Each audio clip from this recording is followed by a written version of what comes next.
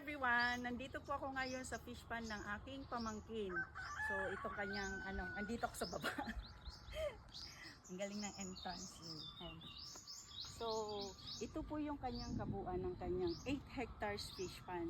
Ang nakakatuwa kasi dito sa fish pond na to, marami siya ditong alaga. Meron siya ditong mga imported na mga kambing. At doon banda ron, meron siyang poultry. Nasa 1,000 pieces yung mga manok yung merong nakalagay dyan. So ayan, yun yung kabuuan ng kanyang 8 hectares na fish pond.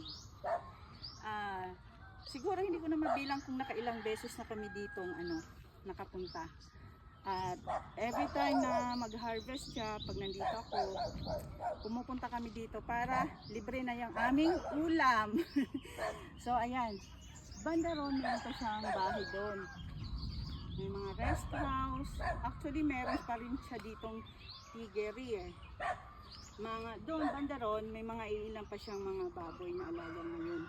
May mga manok din na panabong. Pero hindi naman talaga siya mahilig magsabong. So yan, makaka-relax dito guys. Kaya pag nandito talaga ako sa probinsya, gusto ko nakakapashare sa mga ganitong lugar. Kasi kakaibang ambience naman, di ba? Kasi dun sa akin, mga bundok, bato yung nakikita ko at mga puno. Dito naman panay tubig at mga lupa na ganito, maputik. Maputik siya pag naulan. Pero nakaka-relax po dito sa kanyang place. Okay na yun.